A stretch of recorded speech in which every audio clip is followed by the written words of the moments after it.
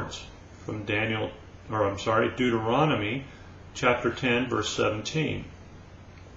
It says, "For Yehovah, your Elohim, is Elohim of Elohim, and Adon of Adon, or Lord of Lords, the great, the mighty, and the awesome El, who is not partial and takes no bribe."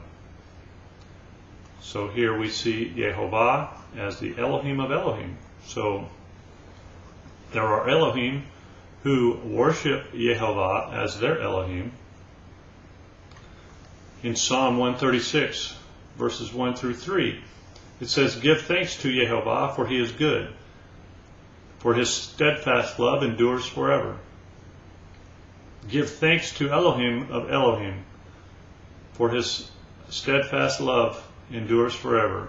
Give thanks to Adon of Adon, or Lord of Lords, for his steadfast love endures forever." And then in Daniel 2:47, it says, "The king answered and said to Daniel, Truly your Eloah is Eloah of Eloah, or God of gods, and Mare of kings, or Lord of kings, and a revealer of mysteries, for you have been able to reveal this mystery."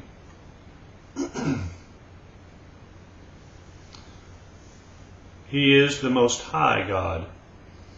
In Genesis 14:22, we see, "But Abram said to the king of Sodom, I have lifted my hand to Yehovah,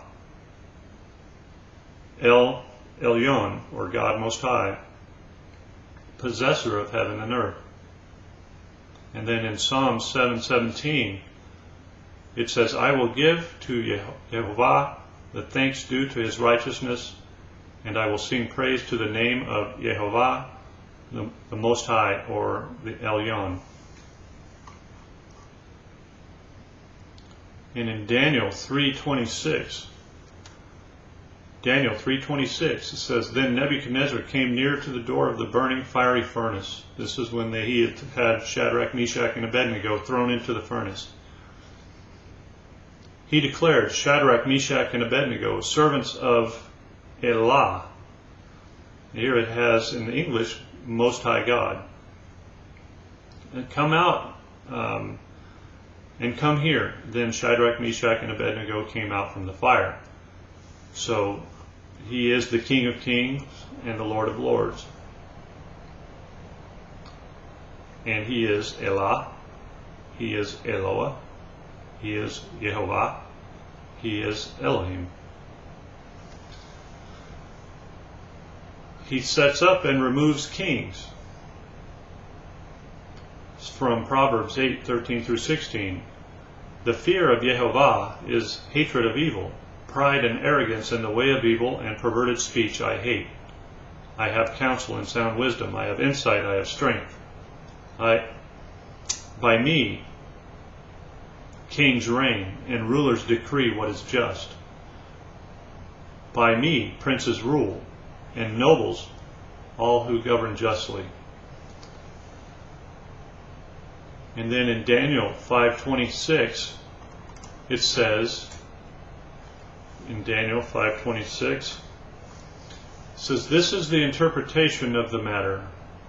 Meaning, Elah has numbered the days of your kingdom and brought it to an end." So Belshazzar, I think it was judged and his kingdom was removed. And in Daniel 7:9 it says, "I was looking until the thrones were cast down, and the Ancient of Days sat, whose robe was white as snow, and the hair of his head like pure wool. His throne was like flames of fire, its wheels like burning fire."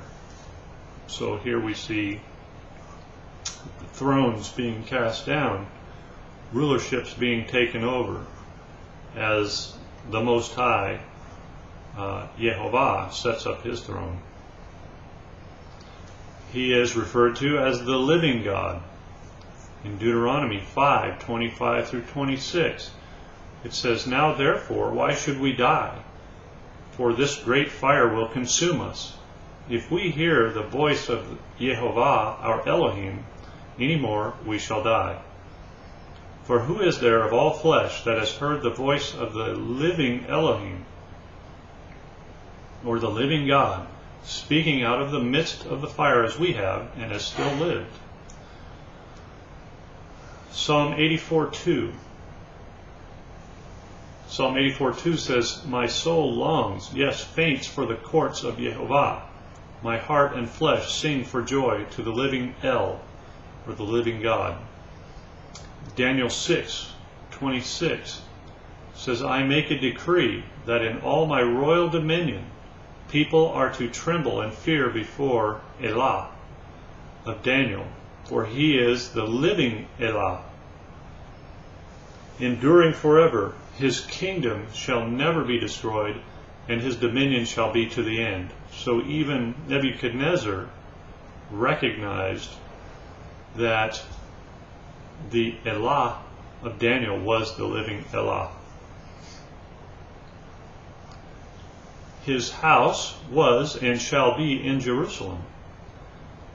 Solomon built the first temple in Jerusalem, as we see in 1 Kings 3, verse 1.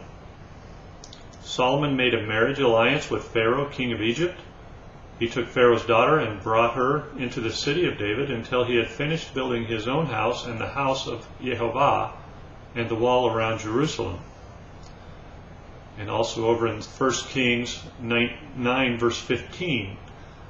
1 Kings 9:15 says, and this is the account of the forced labor that King Solomon drafted to build the house of Jehovah and his own house, and the Millo, and the wall of Jerusalem, and Hazor, and Megiddo, and Gezer. Now, this temple was destroyed by Nebuchadnezzar in around 586 BC due to Judah's disobedience. In 2 Kings chapter 23, verse 27, it says, and Jehovah said, I will remove Judah also out of my sight, as I have removed Israel, and I will cast off this city that I have chosen, Jerusalem, and the house of which I said, my name shall be there. And in 2 Kings 25, 8 through 9, it says, in the 5th month, on the 7th day of the month, that was the 19th year of King Nebuchadnezzar, king of Babylon, Nebuzaradan, the captain of the bodyguard, a servant of the king of Babylon, came to Jerusalem, and he burned the house of Jehovah, and the king's house, and all the house of Jerusalem. Every great house he burned down. So the temple was burned down by the armies of Nebuchadnezzar, but it was rebuilt in around 538 BC by Ezra and Nehemiah.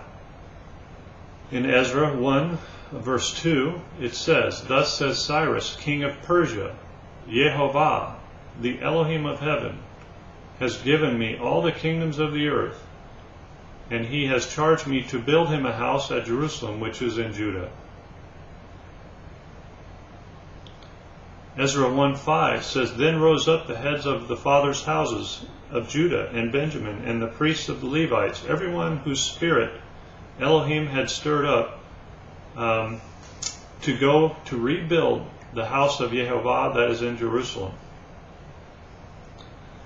In Ezra 4:24, it says, then the work of the house of Eloah that is in Jerusalem stopped, and it ceased until the 2nd year of the reign of Darius, king of Persia. And then in Nehemiah chapter 8, verses 8 through 10, it says, they read from the book of the law of Elohim clearly, and they gave the sense so that the people understood the reading. And Nehemiah, who was the governor, and Ezra, the priest and scribe, and the Levites who taught the people, said to all the people, this day is holy to Jehovah your Elohim. Do not mourn or weep, for all the people wept as they heard the words of the law. Then he said to them, go your way, eat the fat and drink sweet wine, and send portions to anyone who has nothing ready. For this day is holy to our Adon, or Lord, and do